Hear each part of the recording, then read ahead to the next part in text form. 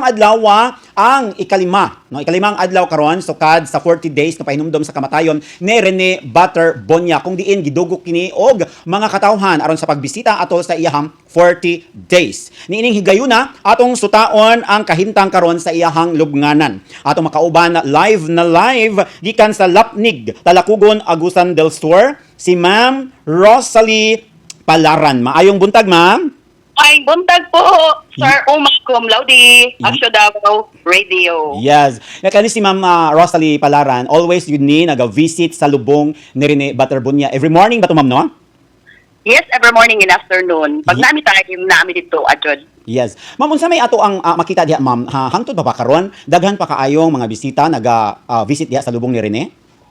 Okay, as of today, niadto mi dito at 5 o'clock in the morning. So, napag yung mabisita actually, daghan pag yun, unya maghinay-hinay dahil sila uli po tungod sa trabaho. So, karong buntag, na inibisita diha nga gikan sa Hong Kong, ni bakasyon, diretso gid siya og booking daw ticket para lagi makabisita kang Mr. NDP Rene Butter Bonia. So, nagsige siya gihilak dito sa punto dyan ni Rene kay touch kuno kaayo siya, nagtuyo lagi kuno siya og uli para lang yun niya makaduaw sa puntod sa atong Mr. NDP. Taga Cavite siya, actually taga Cavite, Manila.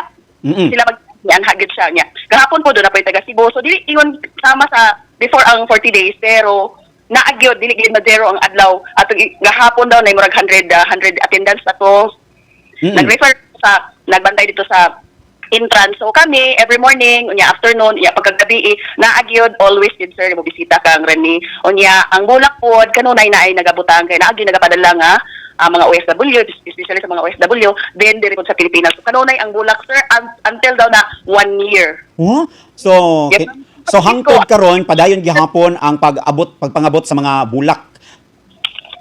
Yes, sir. Yes, permanent gina. Actually, dili man gyud tanan ko no niya. Kung may natlan nimo, so isa man gyud ko kasi mo yung ang pamilya ba nga akong gipangunahan sila. Based na po din sa mga observation sa kanunay may naa di ana nagahinlo, nagaatimak nya amo pag kana pag isip inahan ba giduyugan gid amo ang usa ka anak sa Talakugon naghatag og dungog sa Talakugon sa Sansor.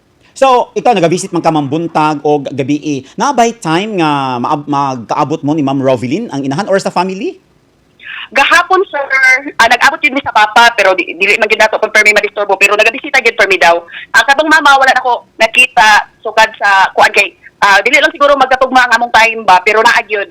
Ang papa niya hapon na 5 o'clock in the afternoon na agad with the two sister of Rene kay iyang gisundo sa school. Unya after sila ato ni hapit sa sila usa sila mo uli sa balay. So naa kanunay ang iyang tiya pod ang iyang katupong si Sir Vicente Mondiha na pod permi katong iyang lulo igago to sa iyang mama. So kada gabi kung gabi ba ma'am na ay tao diya sa lubnganan ni Rene nga nagbantay gyud? Kanunay sir katong mga barangay tanod sa San Agustin sa parang nag-schedule sila tulong na kabarangay ang sa poblasyon gyud sa Nicolas San Agustin ug San Isidro. So murag dito ra gikuha ang mga tanod kay nag-volunteer po sila nga mobantay gyud sila sa atong Mr. NDP. So mao pud na nga ako na siren plus kani pong direct caretaker na apod sa kanunay. Kay doon naman to sila sir. So kining imuhang kuan ma'am sa imuhang banabana kaning pagbantay nila mga volunteers nga nagbantay panahon sa kagabion sa lubong ni MVP. So hangtod kanus aka ni ma'am 1 year pod ang pagbantay.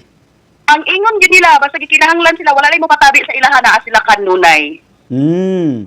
Volunteer gila sila. Mintas nga walay magbawal sa ilaha. Ang magbawal ko sila pamilya. Itahay dili gyud sa pamilya siguro nagkana sa time pero mintas puno nga welcome sila sa puntod ni Mr. NDP kanunay sila na nagabantay kay isip pod kababayan murag parinted gyud po na nila tanan di ana. Di anak kay kanin good lumad ni gyud sila diri sa Talakugon ang pamilya Mundihar Nuha ing anak.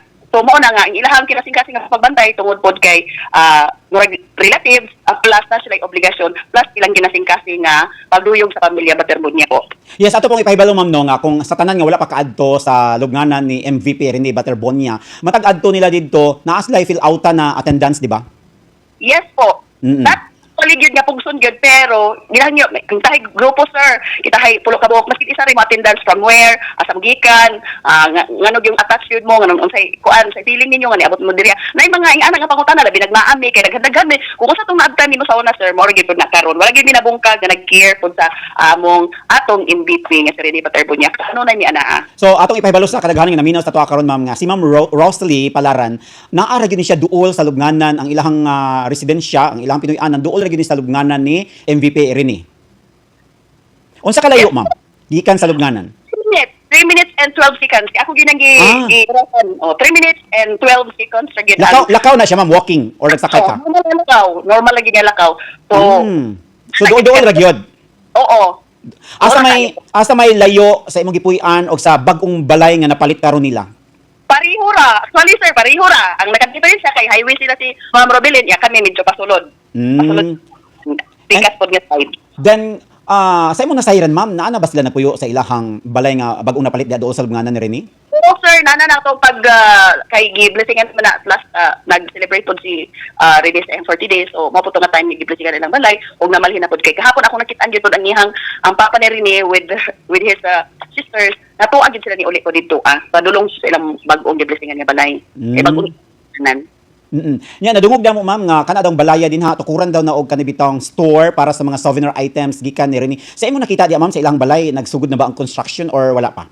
Hinabi man ako po bahin ni ana katong iyaan ni Rene nga si Chanda Miraya Waterbonia. Wala ko masayo pod murag August 18 mag-opening sila sa mga souvenir items sa Waterbonia collection. So hapit na August 18, then karon kay July 23. So nanay construction nga nahitabo sa tindahan mismo, sa store. Kung ano naman, plaza naman na sir. Actually na siya building. Daan niya nakauban sa pagpalit atong balay pag ginako. So murag gidevelop lang. Butangan lang siya og plaza lang yun nga kanang makita yun niya. Safe food ang mga collection ug ang mupalit. Dali na gyud po to kay na naman siya building gidaan niya. Business purposes man po na sa katong tag-iya po sa una god. So develop na lang sa Waterbonia sa collection. So ang good news lang karon, ma'am, kay diha sa lubnganan ni Rene kay nanay ko comfort rooms.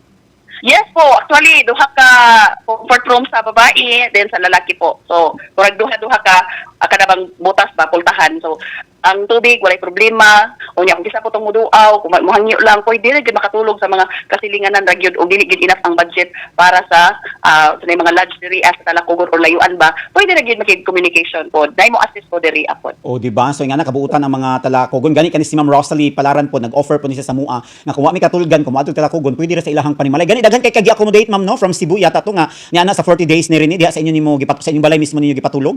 Karong pang 30, katong ni Anhidri, which is early, pato sila kaayo, kaya sabay to sa ako, matong nakailan ako sila, nagikan kong Cebu, 27, 27 na June, then uli sila July 1. Then na po ko'y coming, karong sa 30, aning bulan na, napoy taga Cebu, nga, nihangya po sila nga, dili kay wala sila kabayad, kung dili ka nang feel daw nila nga safe sila diri sa ako, which is I'm very thankful and grateful sa nga anak nga, mindset nila nga, gitagaan ko, kanabang free nga, naa sila mailapod ko nila, mailapod na ko sila. So ano, no, singana kabuutan ng mga taga Talakugon nga kung moadto mo visit mo sa lubong ni MVP Rene, wa may katulgan, pwede ra gyud kaayo mo ni Ma'am Rose, no, Rosalie Palaran. So pwede po niyo siya ma-contact pinagi sa iyang Facebook, di ba, Ma'am Rosalie Palaran.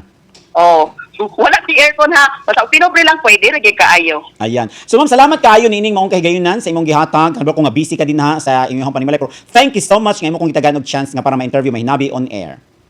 Yes, thank you po kaayo and you're welcome sir always. You're welcome. Ayan, thank you so much, ma'am. So mo to siya si Ma'am Rosalie Palaran. Duol jud kay sa sulunganan ni MVP Rene, then every day nagaadto yun siya sa sulunganan niya. Patong pag-adto namo dito, siya gid ang among unang hinabi. Then siya pa ako na interview nga niabot og views nga 1.1 million views ang ako ang pag-post sa maong Facebook. Yan. So salamat kayo once again. So at least mao to ang update dito sa lubong. So daghan pagyapon daing tawo nagaadto dito.